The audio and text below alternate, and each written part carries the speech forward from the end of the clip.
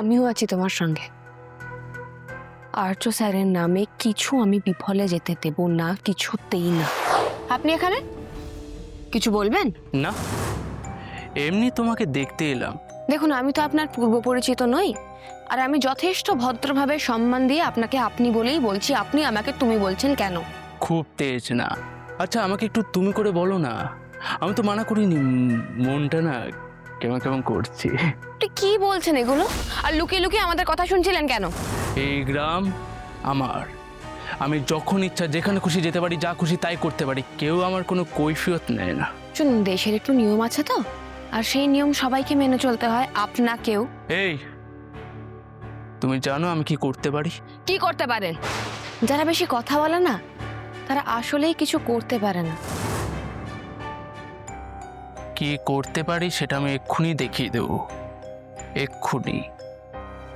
আরে শ্রীনাথ বাবু, ও বাচ্চা মেয়ে সবে এসেছে। কে হয় ও? প্রতিবেশী ওই বন্ধু আর কি। ওর বাবার খুব শরীর খারাপ, তো বুঝতেই পারছেন, বাবার শরীর খারাপ বলে মেয়ের মাথা ঠিক থাকে না। ওকে ডাক্তার, ভালো করে বুঝিয়ে দিও আমি কে। হ্যাঁ শ্রীনাথ বাবু। কি বোঝাবে শুনি? কি বোঝাবে? কাকু অসুস্থ। আসছি।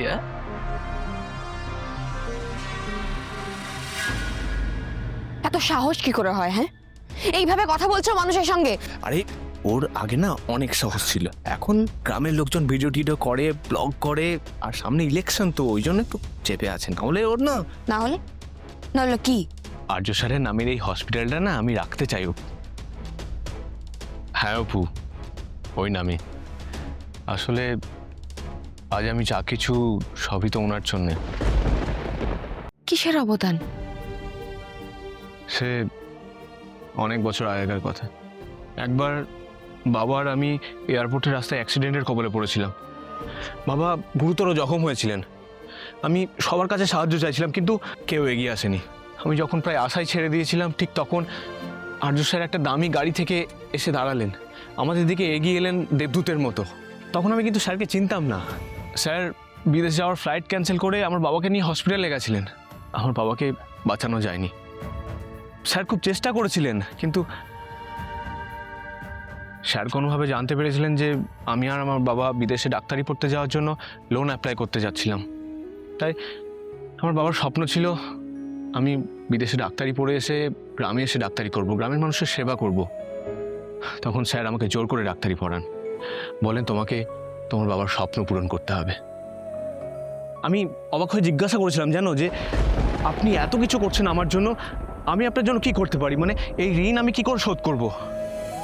তখন স্যার আমাকে একটা কথা বলেছিলেন, কি জানো, যে তুমি বিদেশে ডাক্তারি পড়ে এসে গ্রামে ফিরবে, গ্রামে ফিরে গ্রামের মানুষের সেবা করবে, এটাই তোমার ঋণ শোধ করা হবে। উনি মানুষটা তো এরকম। তারপর তো পড়াশোনা শেষ করে আমি দেশে ফিরি, গ্রামে ফিরি, আর এই হসপিটালটা খুলি ওনার নামে। কিন্তু কি বলতো, আগেকার মতো দেশ গ্রাম কিছুই নেই। সামান্য তুই তোর স্কুলে গেলেই বুঝতে পারবি। এটা আমি হতে দেব না। সবকিছু এভাবে শেষ হতে আমি দেব না। তুমি একা না অরিজুদা, আমিও আছি তোমার সঙ্গে। আর্য স্যারের নামে কিছু আমি বিফলে যেতে দেব না, কিছুতেই না।